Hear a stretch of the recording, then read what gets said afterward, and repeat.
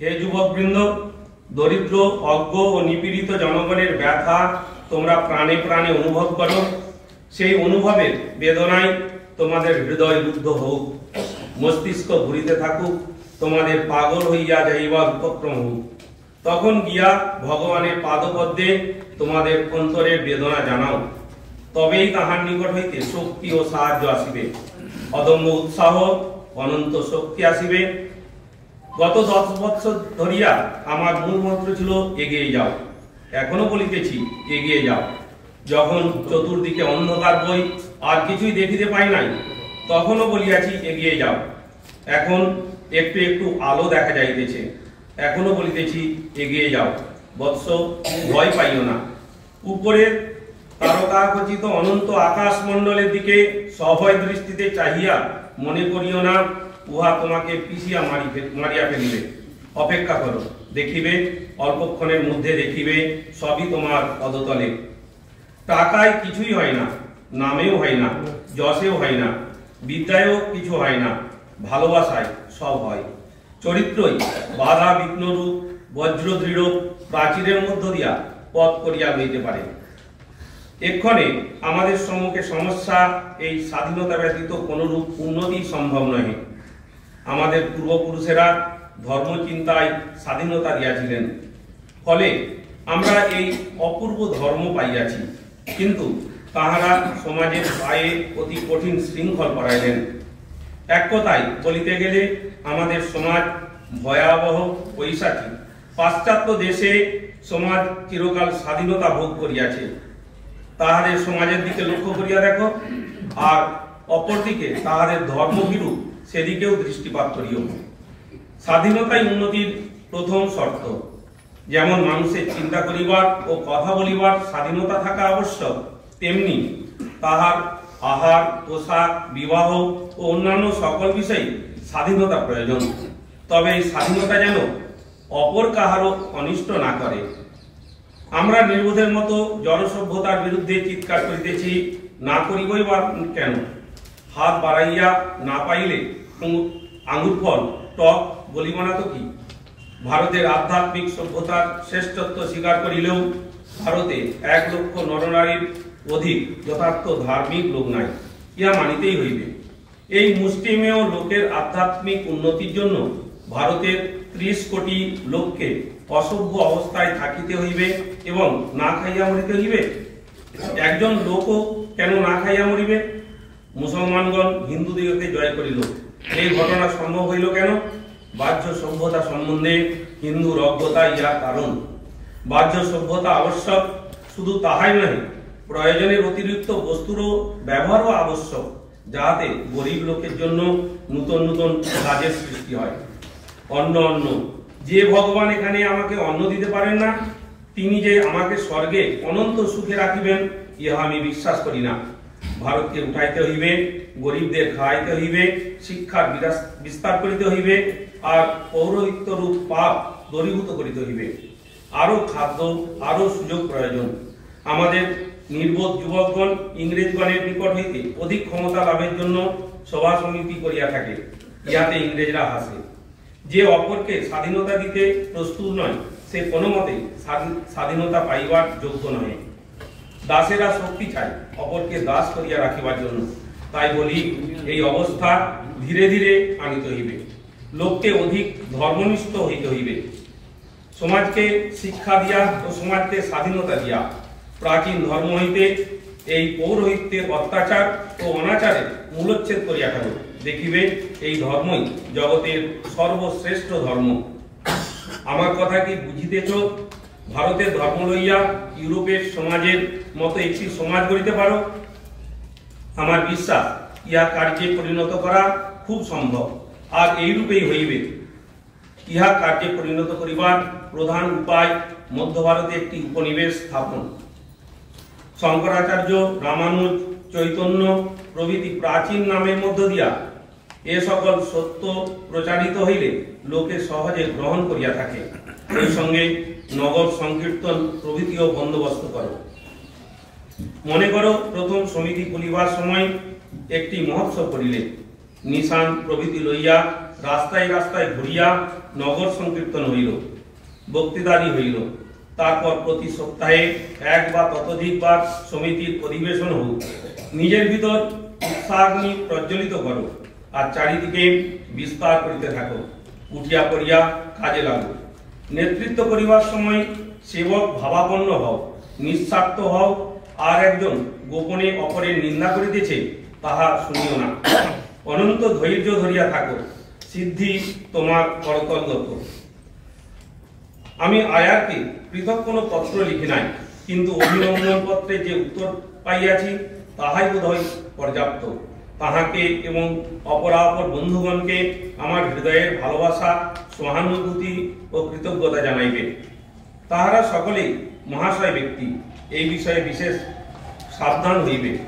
আমি তোমার নিকটে আমার সমুদয় পত্র পাঠাই বলিয়া অন্যান্য বন্ধুগণের নিকট তুমি নিজে যে একটা মস্ত লোক এটা দেখাইতে যাইও না। আমি জানি তুমি এত নির্বোধ হইতে পারো না, তথাপি তোমাকে এই বিষয়ে সাবধান করিয়া দেওয়া আমার কর্তব্য বলিয়া মনে করি। ইহাতে সম্প্রদায় ভাঙিয়া যায়। গুপ্ত বদমাইশি, লুকানো জুয়াচুরি যেন আমাদের মধ্যে না থাকে। কিছুই লুকাইয়া করা হইবে না। কেহ যেন নিজেকে গুরুর বিশেষ প্রিয়পাত্র মনে করিয়া অভিমানে স্ফীত না হন। এমনকি আমাদের মধ্যে গুরুও কেহ থাকিবে না, গুরুগিরি চলিবে না। হে বীর হৃদয় বালকগণ, কার্যে অগ্রসর হও। টাকা থাক বা না থাক, মানুষের সহায়তা পাও আর নাই পাও, তোমার তো প্রেম আছে, ভগবান তো তোমার সহায় আছেন। অগ্রসর হও, তোমার গতি কেহ রোধ করিতে পারিবে না। সাবধান, আমাদের মধ্যে যাহাতে কিছু মাত্র অসত্য প্রবেশ না করে, সত্যকে ধরিয়া থাকো। আমরা নিশ্চয়ই কৃতকার্য হইব, হইতে পারে বিলম্বে, কিন্তু নিশ্চিত কৃতকার্য হইব, এই সম্বন্ধে কোনো সন্দেহ নাই। কাজ করিয়া যাও, মনে করো আমি জীবিত নাই, এই মনে করিয়া কাজে লাগো। যেন তোমাদের প্রত্যেকের উপর সমুদয় কার্যের ভার, ভাবি 50 শতাব্দী তোমাদের দিকে চাহিয়া রইয়াছে। ভারতের ভবিষ্যৎ তোমাদের উপর নির্ভর করিতেছে। কাজ করিয়া যাও। ইংল্যান্ড হইতে অক্ষয়ের একখানি সুন্দর পত্র পাইয়াছি, জানি না কবে ভারতে যাইতে পারিব। এখানে প্রচারের যেমন সুবিধা, সাহায্য প্রাপ্তিরও সেইরূপ আশা। ভারতের লোকেরা বড়জোর আমার প্রশংসা করিতে পারে, কিন্তু কেহ একটি পয়সা দিতে রাজি নয়। পাইবেই বা কোথায়? নিজেরা যে ভিক্ষুক। তারপর ভারতবাসীরা বিগত 2 সহস্র বা ততোধিক বর্ষ ধরিয়া লোকহিতকর কার্য করিবার শক্তি প্রায় হারাইয়াছে। সর্বসাধারণ প্রভৃতি তত্ত্ব সম্বন্ধে তাহারা এই নূতন ভাব পাইতেছে। সুতরাং তাহাদিগের উপর আমার দোষারোপ করিবার কোনো প্রয়োজন নাই। পরে আরো বিস্তারিত লিখিতেছি। তোমাদিগকে অনন্তকালের জন্য আশীর্বাদ। ইতি বিবেকানন্দ।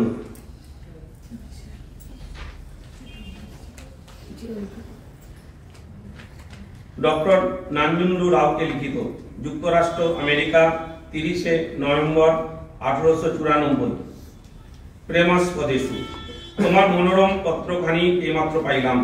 তুমি যে শ্রীরামকৃষ্ণের মহিমা বুঝিতে পেরেছ তা জেনে আমার বড়ই আনন্দ হইল। আনন্দ আরো হলো তোমার তীব্র বৈরাগ্যের পরিচয় পেয়ে। এই বৈরাগ্যই তো হলো ভগবান লাভের অন্যতম প্রথম সাধন। আমি মাদ্রাজবাসীর উপর চিরকাল অনেক আশা পোষণ করে এসেছি। এখনো আমার দৃঢ় বিশ্বাস মাদ্রাজ থেকেই আধ্যাত্মিক তরঙ্গ উঠে সমগ্র ভারতকে বন্যায় ভাসিয়ে দেবে। আমি কেবল এই প্রার্থনা করিতে পারি যে তোমার শুভ সংকল্প শীঘ্র সিদ্ধ হোক। তবে বৎস, তোমার উদ্দেশ্য সিদ্ধির পথে বিঘ্নগুলির কথাও আমার বলা উচিত। প্রথমত, এটি দেখতে হবে যে হঠাৎ কিছু করে ফেলা কারো পক্ষে উচিত নয়। দ্বিতীয়ত, তোমার মা ও স্ত্রীর জন্য একটু ভাবা উচিত। অবশ্য তুমি বলতে পারো, শ্রীরামকৃষ্ণের শিষ্যেরা সংসার ত্যাগ করবার সময় তাদের মা বাপের মতামতের কি সবসময় চলেছিলেন? আমি জানি, নিশ্চিত জানি যে বড় বড় কাজ খুব স্বার্থত্যাগ ব্যতীত হতে পারে না। আমি নিশ্চিত জানি ভারত মাতা তাঁর শ্রেষ্ঠ সন্তানগণের জীবন বলি চান। আর আমার অকপট আশা এই যে তুমিও তাঁর কৃপায় তাঁদের অন্যতম হবার সৌভাগ্য লাভ করবে। সমগ্র জগতের ইতিহাস আলোচনা করলে দেখতে পাবে মহাপুরুষগণ চিরকাল বড় বড় সার্থক ত্যাগ করেছেন, আর সাধারণ লোক তার সুফল ভোগ করেছে। তুমি যদি তোমার নিজের মুক্তির জন্য সর্বস্ব ত্যাগ করো, সে আর কি ত্যাগ হলো? তুমি কি জগতের কল্যাণের জন্য তোমার নিজের মুক্তি কামনা পর্যন্ত ত্যাগ করতে প্রস্তুত আছো? তুমি স্বয়ং ব্রহ্মস্বরূপ, এই কথাটা ভেবে দেখো। আমি তোমাকে উপস্থিত এই পরামর্শ দিই যে তুমি কিছুদিন ব্রহ্মচারী জীবন যাপন করো, অর্থাৎ কিছুদিনের জন্য স্ত্রীর সংসর্গ একেবারে ছেড়ে দিয়ে তোমার পিতার গৃহেই বাস করো। ইহাই কুটিচক অবস্থা। জগতের কল্যাণের জন্য তুমি যে মহা সার্থক ত্যাগ করতে যাচ্ছ, তাতে তোমার স্ত্রীকেও সম্মত করবার চেষ্টা করো।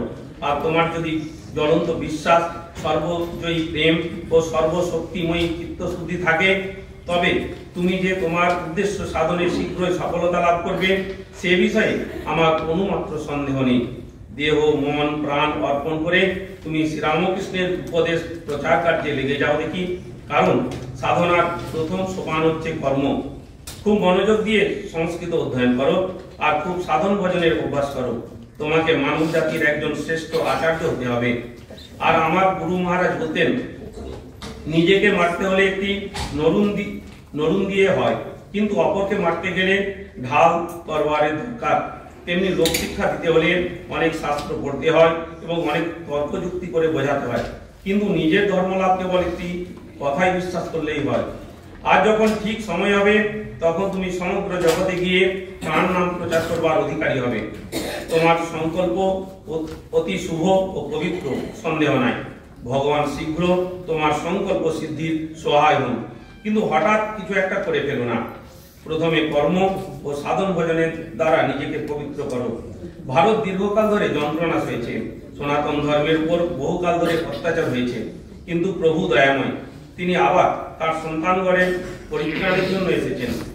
অতীত ভারতকে আবার জাগরিত হওয়ার সুযোগ দেয়া হয়েছে। শ্রীরামকৃষ্ণের পদতলে বসে শিক্ষা গ্রহণ করলেই ভারত উঠতে পারবে। তার জীবন, তার উপদেশ চারিদিকে প্রচার করতে হবে, যেন হিন্দু সমাজের সর্বাংশে, প্রতি অণুতে পরমাণুতে এই উপদেশ ওতপ্রোত ভাবে ব্যাপ্ত হয়ে যায়। কে এই কাজ করবে? শ্রীরামকৃষ্ণ দেবের পতাকা বহন করে কে সমগ্র জগতের উদ্ধারের জন্য যাত্রা করবে? কে নাম, যশ, ঐশ্বর্য ভোগ, এমনকি ইহলোক পরলোক সব আশা ত্যাগ করে অবনতির স্রোত রোধ করতে এগোবে? কয়েকটি যুবক দুর্গ প্রাচীরের ভগ্ন প্রদেশে লাফিয়ে পড়েছে। তারা নিজেদের জীবন উৎসর্গ করেছে। তারা খুব অল্প সংখ্যক। এইরূপ কয়েক সহস্র যুবকের প্রয়োজন। তারা নিশ্চয়ই আসবে। আমি আনন্দিত যে আমাদের প্রভু তোমাদের মনে তাদের অন্যতম ইচ্ছা জাগিয়ে দিয়েছেন। প্রভু যাকে মনোনীত করবেন সেই ধন্য, সেই মহা গৌরবের অধিকারী। তম হ্রদে মজ্জমান লক্ষ লক্ষ নরনারীকে প্রভুর জ্যোতির্ময় রাজ্যে আনবার জন্য তোমার সংকল্প উত্তম, আশা উচ্চ এবং লক্ষ্য অতি মহৎ। কিন্তু হে বৎস, এতে অন্তরায় আছে। হঠাৎ কিছু করে ফেলা উচিত নয়। পবিত্রতা, সহিষ্ণুতা ও অধ্যবসায়, এই তিনটি সর্বোপরি প্রেম সিদ্ধি লাভের জন্য একান্ত আবশ্যক। তোমার সামনে তো অনন্ত সময় পড়ে আছে, অতএব তাড়াহুড়ো করবার কোনো প্রয়োজন নাই। তুমি যদি পবিত্র ও অকপট হও, সব ঠিক হয়ে যাবে। তোমার মতো শত শত যুবক চাই, যারা সমাজের উপর গিয়ে মহাবেগে পড়বে এবং যেখানে যাবে সেখানে নবজীবন ও আধ্যাত্মিক শক্তি সঞ্চার করবে। ভগবান শীঘ্র তোমার উদ্দেশ্য সিদ্ধি করুন। ইতি আশীর্বাদ বিবেকানন্দ।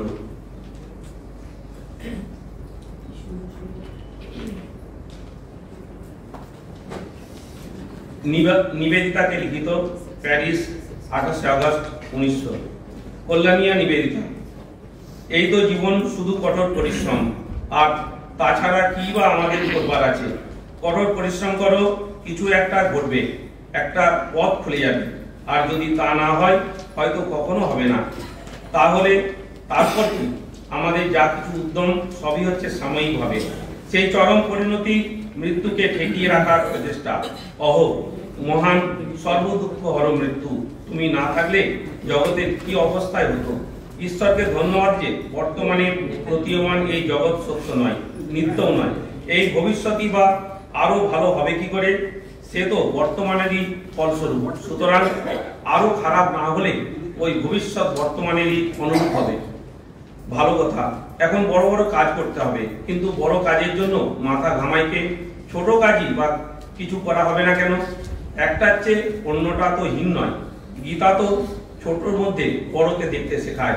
ধন্য সেই প্রাচীন গ্রন্থ। শরীরের বিষয় চিন্তা করবার খুব বেশি সময় আমার ছিল না, কাজেই শরীর ভালোই আছে ধরে নিতে হবে। এ সংসারে কিছুই চিরদিন ভালো নয়, তবে মাঝে মাঝে আমরা ভুলে যাই ভালো হচ্ছে শুধু ভালো হওয়া ও ভালো করা। ভালোই হোক আর মন্দই হোক, আমরা সকলেই এ সংসারে নিজ নিজ অংশ অভিনয় করে যাচ্ছি। যখন স্বপ্ন ভেঙে যাবে এবং আমরা রঙ্গমঞ্চ ছেড়ে যাব, তখন এইসব বিষয়ে আমরা শুধু প্রাণ খুলে হাসব। এই কথাটুকুই আমি নিশ্চয়ই বুঝেছি। ইতি তোমাদের বিবেকানন্দ। ওম শান্তি শান্তি শান্তি। হরি ওম তৎসৎ। শ্রীরামকৃষ্ণ।